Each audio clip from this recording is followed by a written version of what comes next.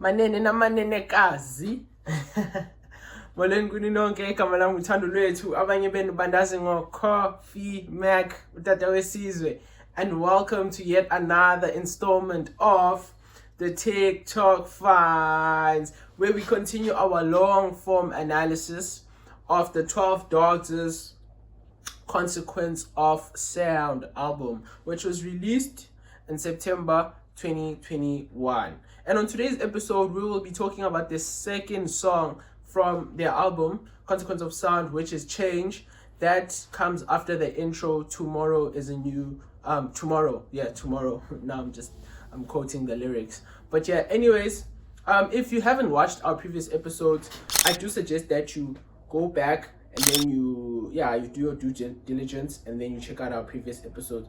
I know I haven't dropped like a long form video in a while, dude. Like, I was also starting to feel guilty, like, damn. First thing I want to say is guilty. You're always going to be dropping these short videos and all of those things.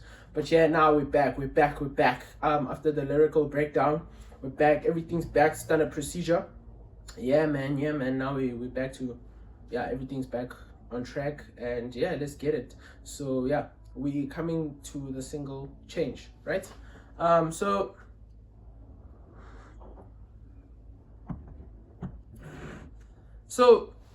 Change, right, by 12 Dogs was produced by Luke 45, and I got this information from Genius. Yes, this information was provided by Genius, and luckily we also do have some people who gave annotations. Well, one person who gave a Genius annotation and what they thought the lyrics probably meant. But what we're going to do is we're going to start from what I thought the lyrics meant, and then we're going to delve deeper into what the other person said. Then we can probably formulate our own conclusion from that, right? So yeah, going into it, the first verse is by Justin. This was also provided by the person who did an annotation, right? The Genius annotation, right? They said this verse was by Justin. So Justin opens the verse by saying, I said it's coming like a movie in the streets, the way they shooting, infiltrating minds, they trying to kill us, Rasputin, Rasulullah, my guiding human, butcher dropping nukes like Harry Truman, the son of sunsets here to spark the movement, Farks and blue shoots who shoot tutus and blue moons, we spew truths on loops and see through. I said it's coming like a movie in the streets, the way they're shooting.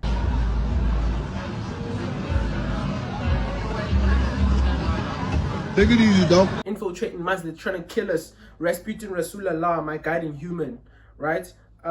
So with those opening lines, like, bruh, that's already a bar. Like, and also, I just wanted to add this, that after Tomorrow, right, as we had said in the previous video, that in Tomorrow, when the song is ending, it goes, right?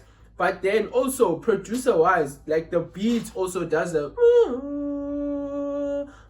Then when it goes into Change, now it's fully formed. You now see that the beat is fully formed, like it has come in, the 808s and everything. But it also, it straight glides into the song Change, right? So there is no need for like a restart or chorus. Or I also think that shows us that it's a continuation of the story that was open, right? As we had said, that now we're opening our movie and we're watching, we can see, okay, the characters have been developed, this has been coming together, this is what they mean, this is what they're probably going to talk about, yabo. And then when the beat just straight up continues, so it just means we pick up where we left off, right? And then Justin comes in with the, I said it's coming like a movie in the streets, the way they're shooting, yabo, infiltrating minds, they're trying to kill us, Rasputin, Rasulullah, my guiding human, right?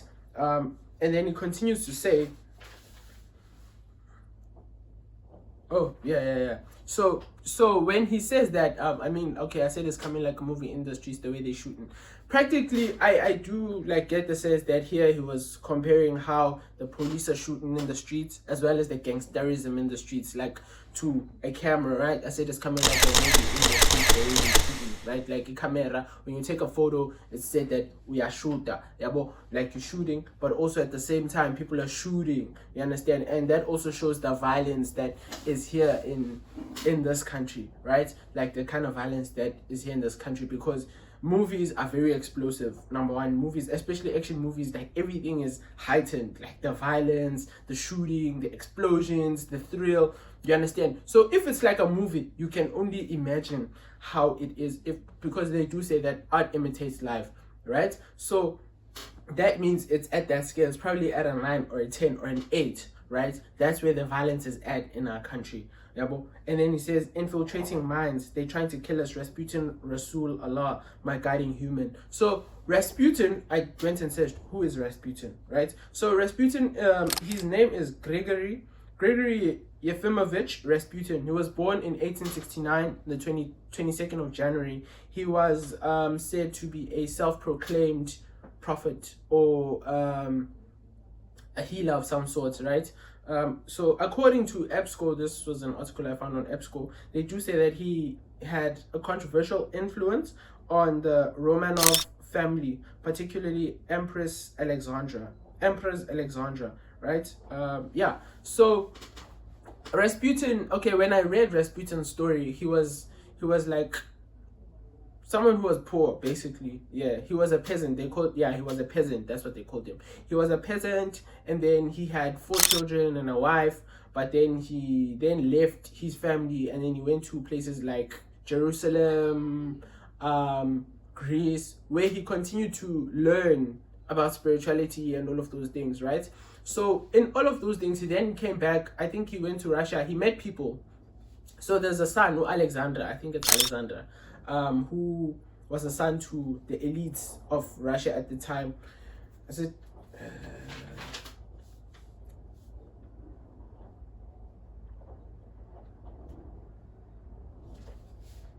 oh, okay. Oh, Nicholas II, yes, the King Nicholas II. Nicholas II was part of the elite. He was the one who was ruling the nation of Russia at the time, right? And his son apparently had like sickle cell anemia or something. I think the son had anemia, but the son had a disease where the clots in the blood weren't forming properly, right? And then Rasputin apparently said that they should put him off, like they should stop giving him medicine. And after that, he started healing. So in that way, they then gained trust, and then they started trusting him. But eventually, it's like that trust they had for him, it got to a point, because now it's like more people, as Rasputin went along, like in his journey from Jerusalem, Greece, and all of these places, by foot, by the way, he kept collecting disciples, he kept collecting people, and then there were attempts to kill him, multiple attempts to kill him. Like people tried killing him, they failed. The elites tried killing him, but they failed. The elites, they kept trying, but they failed. I think in one video they said he was shot, I think 5 times or 6 times, and then in one he was fed poison. He drank that poison, but he still didn't die.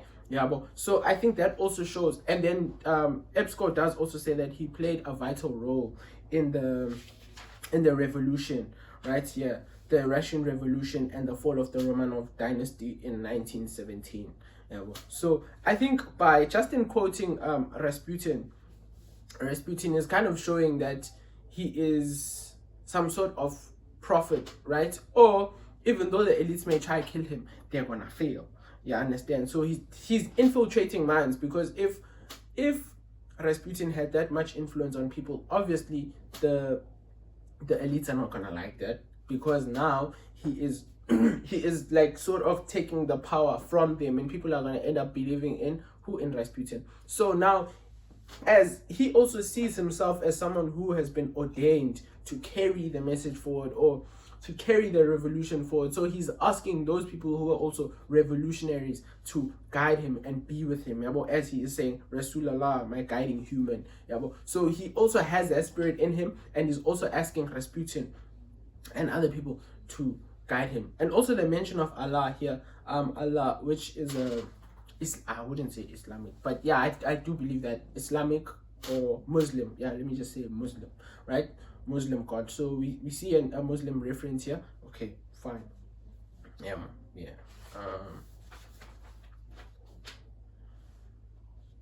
Oh, and Rasulullah actually, yes, Rasulullah actually means the messenger of God in Islamic message, which is Muhammad.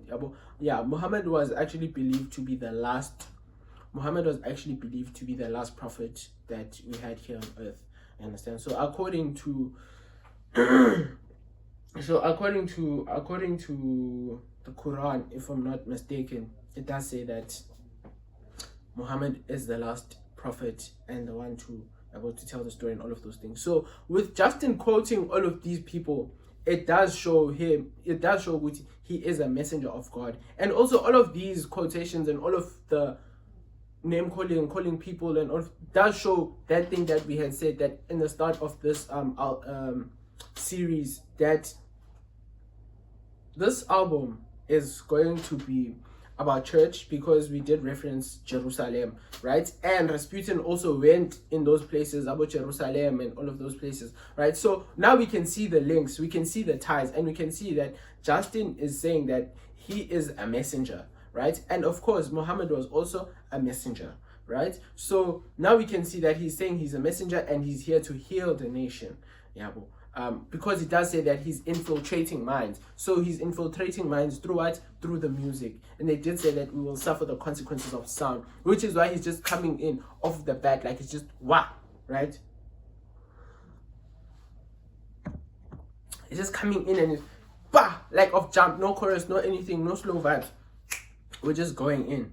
Yeah, bro. And then he continues to say that water dropping nukes like Harry Truman, right? So Botha here, he references P.W. Botha, who was the last prime minister of South Africa from 1978 to 1984, and he was the first president of South Africa from 1984 to 1989. He was a leader of the National Party.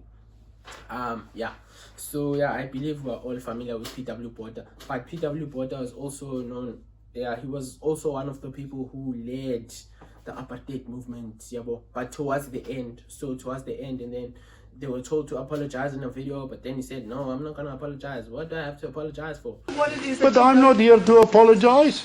That's my point with the so-called truth and reconciliation commission. They want me to apologize. I'm not prepared to apologize. Are you saying you never did anything wrong? That's why you won't apologize? No, but you are always in front to do wrong things. My question was to you. But would you apologise to Mr. Mandela for the 27 I know that gentleman. He's one of the gentlemen I don't like. You're going to apologise for all the people who died in jail, who died in Lesotho, and who died in neighbouring countries? No, I'm praying for them. Right? So with Justin saying Botha dropping nukes like Harry Truman, also him referencing old leaders from back then, kind of shows again. Also, I do think that in my mind, I thought that this actually referenced him saying that P.W. Botha dropping bombs like Harry Truman. Oh, Harry Truman was the 33rd president of the US, right? And he led his country through the final stages of the Second World War and the Cold War. And he was also responsible for the bombing of Hiroshima, Japan, the 2 nuclear bombs that were dropped and led to mushrooms. So I think he was also a part of that. So he sent those bombs in 1945. So in him saying that, comparing Botha to Truman, I also do think that because the US is also has nuclear energy and things like that, there were also talks that at that time South Africa was also trying to invest in nuclear energy and nuclear weaponry. So I continue to do my research and check, okay, did SA ever have nuclear weapons and all of those things? So it does say the apartheid government used cops and soldiers or used the government spending to increase law enforcement, like soldiers and cops, to control people and the violence and all of those things. So in 1984, apparently they signed an arms deal from England. That's So now that shows good. That's why he's also comparing P.W. Botha to Harry Truman. You understand? Because also I do feel like there's a sense of he's dropping nukes, dropping bombs. Of course, law enforcement, people in and all of those things, killing of people, trying to stop the movement against apartheid. You understand, all of those things. I also do think that he was referencing, I don't know if this is possible, but I actually wrote an essay on this back in school, like a few years ago, where there was a bombing in Johannesburg in 1994 during the elections. Yeah, so him saying that P.W. Botha is dropping nukes like Harry Truman, I don't know if he's actually alluding to that, but it also ties in really well with that 1994 bombing that happened in Johannesburg during the elections. I think some people were killed. I do think that there were people that were actually killed and murdered. Yeah, and also them investing, also South Africa at the time, the apartheid government at the time, investing in nuclear energy, right? Trying to get nuclear weapons and all of those things, and them dropping bombs in local communities, tear gas, you know, the killing of people. Yeah. And then he continues to say, "Farks in blue suits who shoot tutus." Yeah, oh, Farks in blue suits who shoot tutus. In blue moons we spew truth on loops and see through the message that they feed us. So here, Farks in blue suits, it's basically referring to the cops, right? But he's calling them pigs. And even in the US, like, it's slang for cops being pigs. Yeah, well, because they're dirty. Yeah, well, dirty cops, pigs. But also, him saying Farks in blue suits who shoot tutus. A tutu is a rifle.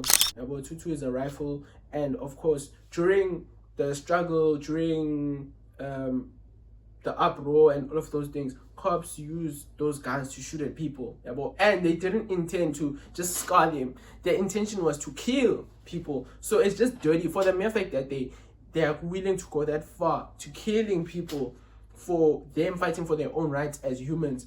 It's just dirty. About Farks. And also in the US, it's common for them to call cops pigs because they're dirty. But I also do think that them calling the cops pigs is probably because pigs are, I do think, this is my own thinking and own analysis of this. So I do probably think that it's because of the skin tone of the pigs as well as the skin tone of the white man, right? So they're probably comparing the two to say that, you understand, like, they're pigs, they look like them, so they move like them, right? Type shit. Yeah, because a pig is dirty after all. Using this way to describe further emphasizes that the album is set in post 94 or early 2000s, because in South Africa at the time there wasn't a huge number of black people being cops. Mostly it was white people, right? It was mostly white cops, and yeah, black people weren't hired there. So I think after we then gained freedom, that's when there was an influx, or rather an increase in the number of black cops joining the force, or black soldiers then joining the force. All right, so, and a blue moon also refers to 2.5 years. I did check a blue moon. Blue moon is something that doesn't happen all the time. Yeah, so a blue moon, something that doesn't happen all the time. It happens once in a while. So also in them saying in blue moons, in Justin saying in blue moons we spew truth on loops, yeah, and see through the message that they feed us. So he does it. They don't release, 12 Dogs doesn't release music all the time, because Consequences of Sound was released in 2021, and then I think they had a few EPs after that.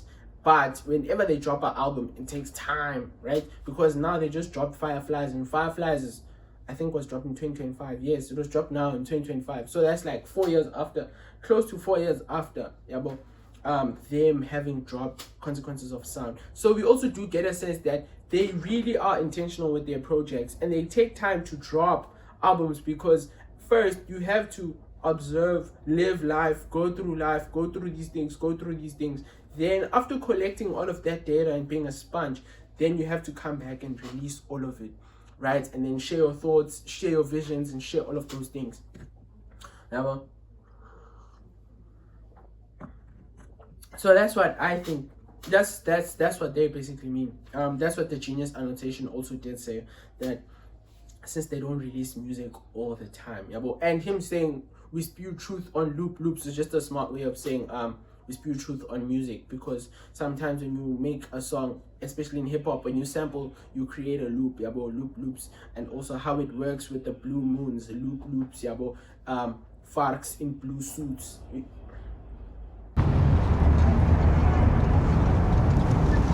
My nigga. Hey, these niggas, these guys having me doing a lyrical breakdown. Like, what? Also, them saying that the pigs are this, and I think it also makes sense to say that since Justin is like a revolution and someone who's coming in with a voice for truth and a voice of revolution, it also makes sense to compare the elites to Nicholas, right? Because they wanted to kill Rasputin. I believe that Rasputin was probably inciting change and infiltrating people's minds. So with what he is also doing now, people, the elites are using cops and law enforcement to try and shut his voice down and bring him down. Then he says, oh yeah, you see? So that's what I was saying, Wuti. They absorb everything and then they take it out. They absorb everything and then they come and take it out and share their thoughts with us, infiltrate our minds, show us what we probably didn't see as the nation or as people living everyday lives, through music. Because when you listen to music, you're ingesting all of the information that they're saying, and they'll probably help you to do your own research, like how I did and went and checked for Gregory Rasputin, right, and Rasul Allah. And then he continues to say, and see through the message that they feed us. My destiny is written down from grey head to a fetus. Assassination of leaders. Alhamdulillah, I'm never bleeding. I know that guy can hear us screaming, rest in peace to Isa. Rest in peace Patrice Lumumba, gazing at the meaning. The revolutionary eyes don't look up at the sky, spot the rain. My destiny is written down from grey hair to a fetus. So this is also an Islamic belief, in that Islam's believe that your destiny, like even before you're born, your life is predestined, right? So everything that you're going through and everything that you, maybe your successes, your failures, and however it is that you come out in the end is already determined, and there's probably nothing you can do to change that type thing. You understand? So yeah. And then also this constant Islamic reference, these constant Islamic references do also show us that, okay, Jerusalem, we are sticking within that theme, Rasputin, Rasul, self-proclaimed prophet. We're still within the motif of church and these guys, how they deal with, how are we getting to the land of milk and honey? Because we did say that in the end, Ulaki Kunene does get to the land of milk and honey, which is Ikanan, So here we're seeing them show us that we're still fighting the powers that be to get on the other side, to also feel this change that everyone is talking about, right? And then he says, Alhamdulillah, I'm never bleeding. So thank God I'm still alive. And yeah, I'm never bleeding. I didn't actually check what that line means, but Alhamdulillah, I'm never bleeding. Thanks to God, I'm probably not bleeding right now. I'm probably not hurt. Thanks to God's protection, even though I'm saying all of these things that are quite risque and quite scary, and that could put me in a dangerous position, but by the grace of God, I'm still alive and I'm still good, and I'm still healthy, right? So yeah. And I also do think that with the Islamic references, we probably see that Justin is probably a Muslim, or he is someone who really, really is fond and loves that the analogies and the wisdom of that religion. Yeah, as I had said, in Blue Moons, yeah. Oh yeah, also, because 12 Dogs tends to mention that they are inspired by the likes of Kendrick Lamar, yeah, but mostly, like, I do think Kendrick Lamar and a whole lot of acts, right? But them mentioning Kendrick Lamar, I do think that also plays a role in how they dive into their projects, or how they attack their projects, and when they drop their projects, because Kendrick is not someone who necessarily drops projects all the time, right? Because there was Good Kid, there was Section 80, Good Kid, Mad City, and then there was Damn, and then there was Mr. Morale. But Mr. Morale came out 5 years later after Damn's release. But so he had been living during that time, seeing things, experiencing things, COVID, he went through all of that, meditated, and then he came out on the other side, then he spoke about his experience. But like with the likes of Saba also did say on some interview that he he wants to like live first and then have something to write about. So sometimes he's inspired by him living life and all of those things. Even J. Cole used to say that that's why he would probably like take 2 years or 1 year to drop a project. But now they've been more frequent with like just releasing singles and like not holding on to music. So even Tyler the Creator does that, but also with Don't Tap the Glass, it's just the thing of, okay, I want to take this out, I don't want to be too pedantic about it and all of those things. So I also think that like their influences would not probably necessarily show up in the music style or anything like that, but in things like that, when do we drop music? How do we drop music? How are we going to roll out the music? And then he continues to say, the son of sunset here to spark a movement. So obviously, then he says the son of sunset here to spark a movement. I understand. So obviously the son of sunset. So I went and checked with the son of sunset. It's the son of sunset. Sunset obviously is beautiful. It's calm. And also in Tomorrow they mentioned, and when the sun sets, boom. You shall feel the. So when the sun sets, boom, pow. Like now you feel the consequence of sound. La la la la type shit. So when he says, and the sun sets. The son of sunsets is here to spark a movement. Also, I then checked again. The internet does say that people who are described as being like sunsets or son of sunsets are people who are said to have a calming aura. Excuse me, a calming aura. People with a warm spirit and all of those things. Peaceful people. So in him saying the son of sunsets here to spark a movement, he is someone who is peaceful, someone who is coming with peace. But he is here to spark a movement. He is here to incite change. But then I thought again, since we have all of these biblical references, these religious references, and a lot of these things I'm saying are gonna mix with the Genius annotation, because I thought I was gonna do this and then do that one, but they're just gonna coincide and just mix together. So I then thought, Jesus. Right? Because Jesus was a peaceful person, but he was able to then come and spark a movement that changed the whole trajectory of the world and changed everything. Right? Changed everything. So basically I do, and also with these Islamic references, we start to see and also the contrast here of the son of sunset. The sun is setting, but he is here to spark a movement. Dog!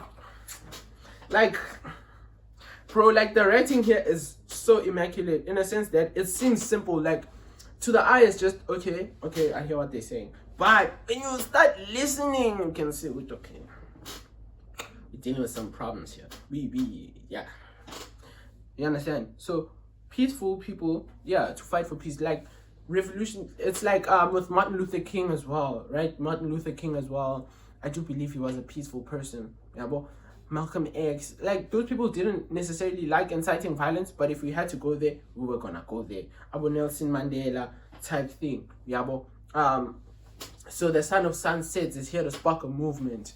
You understand? So also keeping in theme with that whole energy of post-apartheid, pre-apartheid, before freedom, before change, like coming in, wanting to incite change to the people, and also using music, because we also know how important musicians were during that time for passing the message on and educating people on what's going on, because of course the melodies are nice, but now the message is also following, right? So helping you incite change. The likes of rest in peace Babu Humasegela, Mamu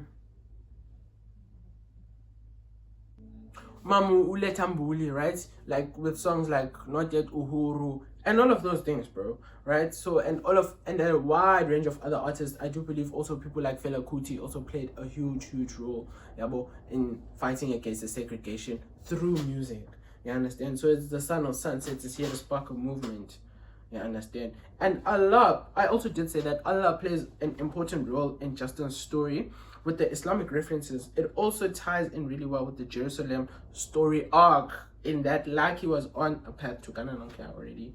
And he is trusting in God. And before Lucky also went off, his mom did say that what did his mom say? Oh yeah, Lucky's mom was a praying woman, right? Lucky's mom was a praying woman. So we can also see with okay, Isontovele is something that is there. Yabo. And then he continues to say assassination of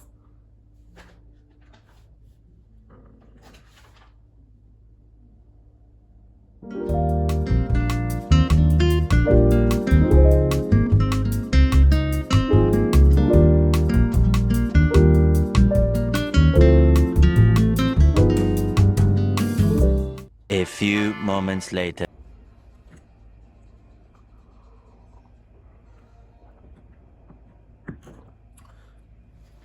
oh yeah, then he also says the assassination of leaders, as I had said, that since he is the son of sunset, right, the assassination of leader now then comes in. Assassination of leaders, the likes of Abu Martin Luther King. Can we say that Chris Hani was assassinated? I think he was murdered, not necessarily assassinated. Malcolm X, about the assassination of leaders. And then we also have, then he says rest in peace to Isa, Patrice Lumumba. So Isa is also an Islamic reference to Jesus. Isa is also an Islamic reference to Jesus. So we see another Islamic reference, but also him saying rest in peace to Isa also shows that he fought for a movement, but he was then later on killed by the powers that be, right? He was then crucified by the people that were up there.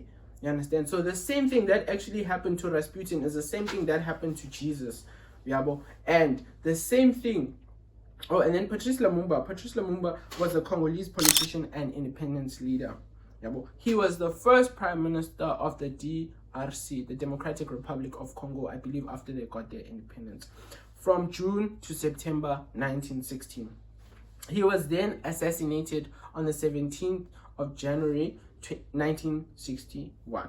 He played a vital role in transforming Congo from a colony of Belgium into an independent republic. He is seen as one of the martyrs. He is seen as one of the forefathers of Pan-Africanism. Of the Pan-Africanism movement, right? So he was also assassinated and he was killed. He was also assassinated and was killed, and he played a vital role in fighting for the struggle. So we see this continued thread of mentioning people who were like revolutionaries at the time and who were fighting for things, fighting for peace, fighting for the independence of their own people.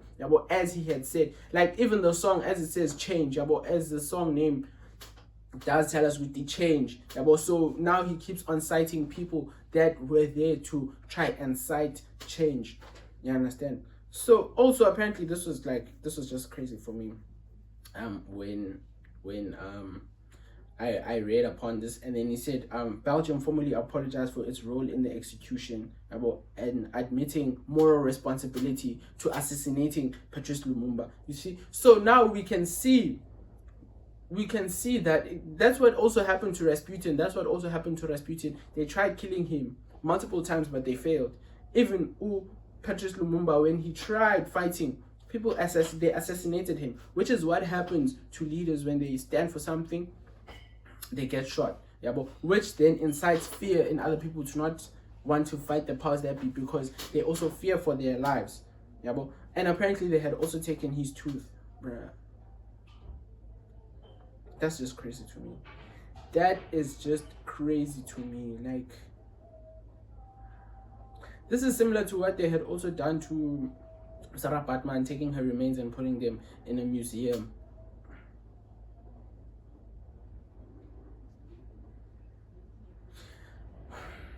And then Justin continues to say, gazing at the meaning through revolutionary eyes. Gazing at the meaning through revolutionary eyes. Don't look up at the sky, it's about to rain. Right? So I didn't necessarily know what to make of this, but the conclusion I came to was him saying that gazing at the meaning through revolutionary eyes was that he's not looking at what happened to Patrice Lumumba from a perspective of fear or a perspective of wanting to like run away, because all of these leaders that were assassinated actually stood for something. So he's not looking at it from an angle, if you stand for something, you're gonna die, people are gonna kill you, right? He is more than anything looking at it from a perspective to say, it means that we are doing something right. For them to try and kill you, it means you're actually doing something right. Or for them to end up killing you, it means you have done something that has infiltrated the people's minds and has incited change and has like made them to think that no man, actually the cards we are being dealt here are not the ones, right? These niggas are playing us. These niggas are playing us. Yeah, but so I think that's why he's saying, looking at it through revolutionary eyes, meaning that the struggle doesn't end with you, or the fight doesn't end with you. The fight carries on with us. Yeah, but since you are no longer around, we will carry it forward for you. Yeah, but we'll carry it forward for you. And then he says, don't look up in the sky, it's about to rain. Yeah, but I also think because we had a lot of religious references, biblical references, when he said don't look up in the sky, it's about to rain, I also thought of Jesus' crucifixion.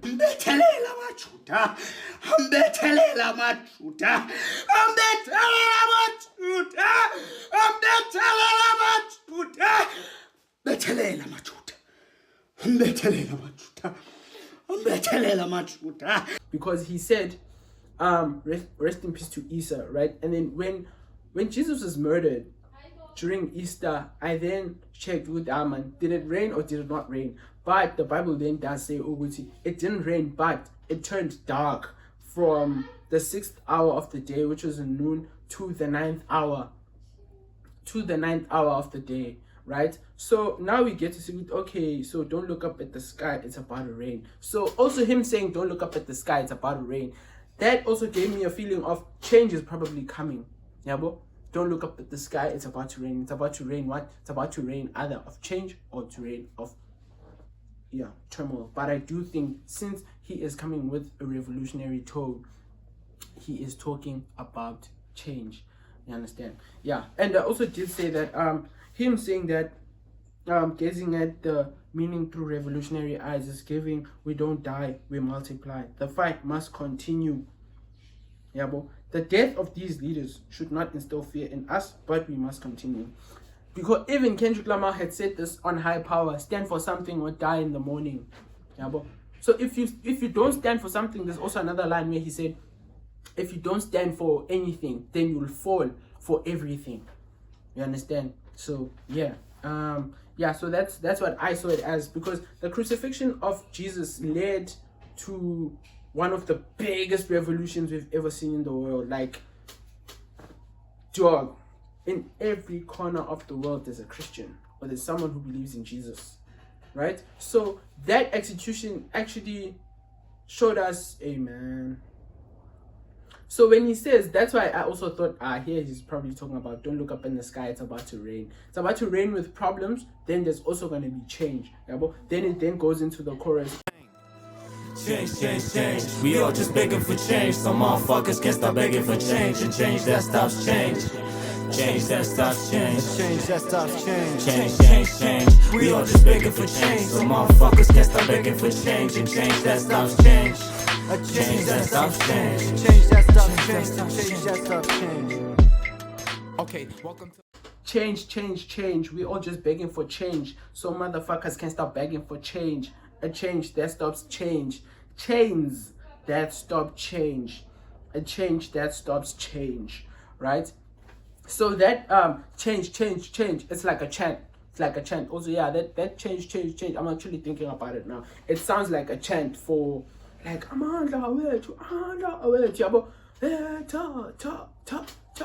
type thing about change, change, change. We're all just begging for change. So instantly to my mind I thought, we're all just begging for change. Of course, when someone is on the street, what do? They beg for change, right? They beg. Nobody too handy. They beg for money. But also now from a revolutionary perspective, what are we begging for? We're begging for change. We're begging for equal rights. We're begging for a seat at the table, basically. Yeah, but we also want a seat at the table. But their tone is not like change, change, change. We're all just begging for change. No, their tone is change, change, change. Because we want this change. You understand? Like, we're fighting for this change. We need this change. Yeah, but so as I had said that, yes, we are free. Economic freedom. We have freedom. Freedom to go anywhere we want. Yes, we have the freedom to work in the jobs that we want, earn a salary, but you are not where we want to be with economic freedom. Yeah, but which is owning the land.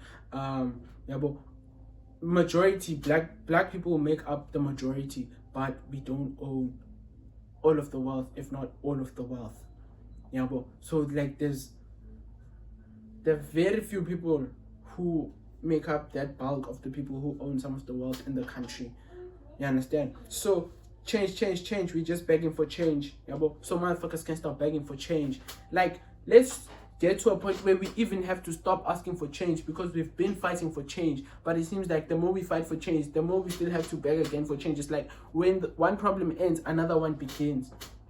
Yeah, but when one problem ends, another one begins. Type Shandis. Yeah, but change that stops change. Also, I think this line with change that stops change, I think it was referring to, because we do say that the wheels of change are always turning. So can we get to a point of just uniformity or stationary change where there is no change at all? Like, if there's ever any change, there's good change. Yeah, but instead of like bad changes that affect the majority, yeah, or affect the whole nation in a bad way. Yeah, but change that stops change. Because I don't know, there was a video where someone was like, the more when you fight, they like it, because that also gives them a reason to then use force on you. Yeah, but so then it keeps the cycle like that. Like, they'll create a problem, then people fight against that problem. When they fight against that problem, they use whatever force, and then they act like they changed it, and then they bring in another one. Then yeah, but that cycle. So I don't know, that person was kind of suggesting another route, yeah, but, and all of those things. But yeah, as I did say, a change so good, we'll have to stop fighting for change and equality. So like ikunene, seeking Jerusalem, you understand? Change. We're all just begging for change, so motherfuckers can stop begging for change. A change that stops change. Yeah, but change that stops change. Yeah, but so it's like now we want to get to a point where it's all level playing field for everyone. You understand? Yeah. We'll be right back after this break.